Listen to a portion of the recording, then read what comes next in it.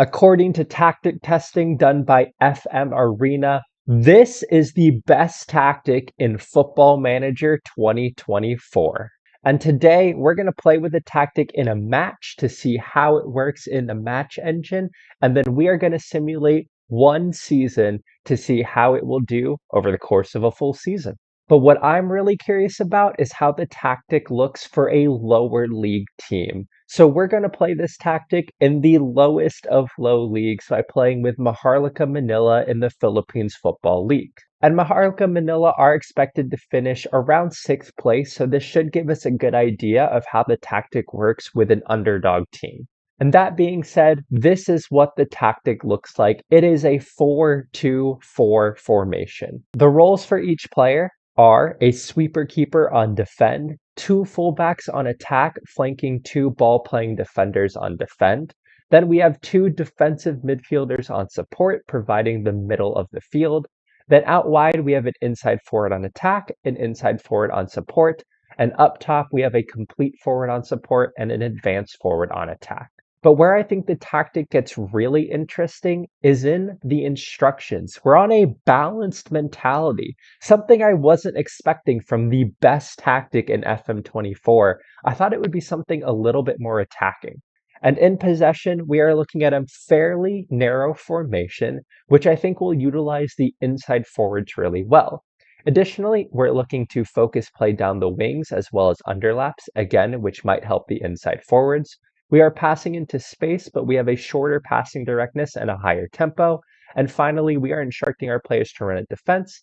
Very interestingly, be more disciplined, and something that I really like, we are hitting low crosses. In transition, we're not looking at anything too surprising. The counter press, counter combination always works in Football Manager, and we are asking our goalkeeper to distribute quickly and roll it out.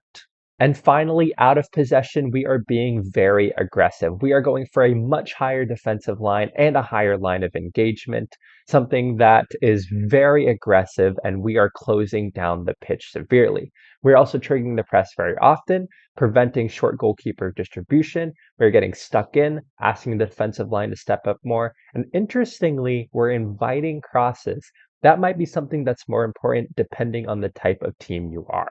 But otherwise, this is a very aggressive out of possession tactic. We're stepping up more and we already have a higher line. So we are really focused on closing down the space and forcing the opposing team to go long. And if they do try to play out of the back, we are trying to win the ball high up the pitch to start our attacks. I think this could really suit this 4-2-4 formation, especially because we have 4 players up top and essentially a block of 6 there. And given how we're scrunching our lines, there is going to be a lot of players in those attacking areas who will be able to oppress the opposing defensive line as they try to play out of the back.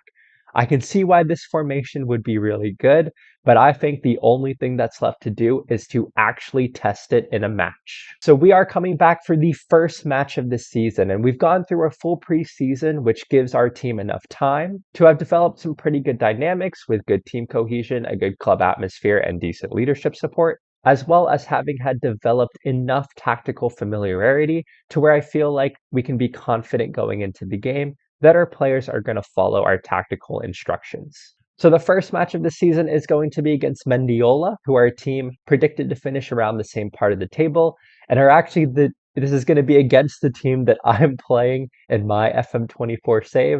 It's going to be really weird going up against the team that I'm currently supporting in the Philippines. But that being said, let's go into the match and see what this tactic looks like in the match engine. And so the match begins. Makarlika Manila going in the dark, Mendiola in the lighter color, and we will see how this 4-2-4 works against a 4-4-2 formation. And the first opportunity of the game comes from a throw-in. It's played into Tolentino, and this is the shorter passing coming into effect. I think we're seeing that there. Nothing too over the top. Building the play out of the back. I think could be a potential strength of this formation, and we are seeing that now working through patiently.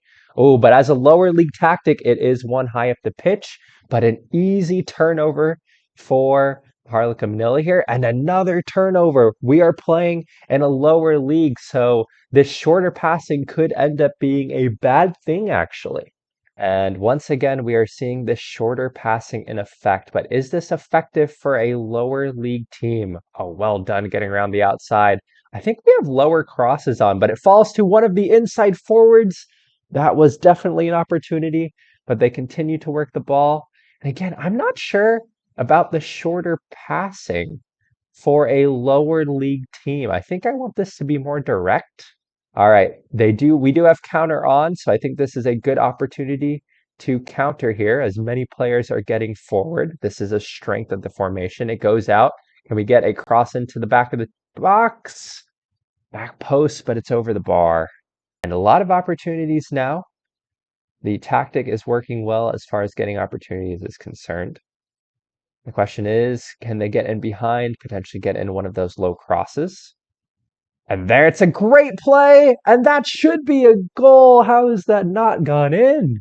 This is an opportunity where that high line comes into play, winning the second ball and getting around the outside here. Get a cross in or take a shot. Ooh, nearly a good finish. Goal kick here. Mendiola have gone long. And again, that higher line really helps with winning that second ball. I think that's a strength of the formation, the pressing and the high line. And we'll see here if they can get in behind, get a cross in. Actually, a really good run here. And it's a bit too far to get a real opportunity there. And a throw in here, an opportunity to win the ball high up the pitch, forcing Mendiola to go long. And this is again where the tactic is strong with those high lines. But again, that's where I think it would rather to be a little bit direct rather than shorter passing. In lower leagues, I don't know if the quality is there for the shorter passing. I think if this was a bit more of a direct tactic, it would work amazingly well in a lower league like this. But again, winning those second balls and having those high lines, we've just seen that there and how effective it can be in getting an opportunity like that. And that's an instance where I think a bit more direct passing, like once you get that turnover and immediately going into a more direct style would help quite a bit. All right, let's see how this tactic looks as far as working the ball out of the back is concerned. We do have two ball playing defenders, getting the ball out wide into the complete forward. I like that, but there's nobody in the middle here. Again, with nobody in the middle, I think it would be a strength to be a more direct tactic. But again, we're seeing with the high line and the constant pressing that even when the ball is turned over, then Makarlika Manila and this tactic can win the ball back fairly easily as they get around the outside and it's over the bar. All right, we are at halftime looking at some quick match stats at halftime. Significantly more shots on target. Not as much though, not a super high XG, much more passes completed, much higher possession. This definitely favors a possession-based tactic. All right, let's see how, again, it builds out of the back okay, but this is where, yes, this is where you want it to be a little bit more direct, I think. That's where you want a little bit more directness, especially for a lower league tactic. I think it works better, again, for maybe better teams, but in a lower league, I just think that I would want to see something a little bit more direct rather than the shorter passing. But this is a chance that has to be a goal. Antonio Rodriguez finding the back of the net. And the tactic, 4-2-4 tactic, has led to a 1-0 lead early in the second half. And that goal was in the strength of the tactic. We saw the low cross working really well to find an easy opportunity. And the tactic is absolutely dominating in the second half, which is something that we like to see. As it's crossed in, oh, it really, now I feel like there should be a second goal. Looking at some of the other stats that we have for the game, we can see the focus of attacks is fairly even, but a little bit more towards the right side at the moment. That might be more team specific, but otherwise things look fairly even so far. This looks to be around the average position and the passing of all of our players. Most things happening around the center of the pitch, but we can see how that high line is working. Throw-in opportunity here. There tends to be goals off of throw-ins in Football Manager. And it falls to Reyes. Can he find the back of the net? And still not quite. I will say this tactic has absolutely dominated this match. I mean, way more shots, way more possession. You can especially see why with better players, this tactic would work phenomenally well. But we are playing in the lowest of low leagues, and we want to see how it works as a really lower league tactic. And it's definitely good, but I think we're seeing it's not the greatest tactic in the world as Mendiola get back into the game. It's 1-1. Like with better players and who can pass short and create those opportunities. Oh, nearly a goal off the free kick. But with better players who, with that shorter passing, can carve out those opportunities, I think we would see this work a lot better. But at this lower league, I really just feel like you need a more direct tactic. I think the lines work well, and I think the formation works well, but I think you just need a little bit more of a direct style. Well, it ends up finishing as a 1-1 draw, and I think there are some interesting things to take away here. Let's shift over to the XG match story real quick, and we can see that the 4-2-4 led to a significantly higher XG, 2.09 compared to 0.35. But I think the important thing here is we're seeing a very gradual rise up here. We're not seeing huge XG opportunities, this one probably being the only one. And really, in the lower leagues, instead of creating a lot of opportunities, I'd rather create a few really high XG chances. This is where potentially a more direct formation could be important. Here is some other information. We can see a lot of shots here that were being garnered, but again, not super high XG chances. We see this 0.421 here, but like that one was only 0.08. This one's only 0.05, 0.03, 0.05.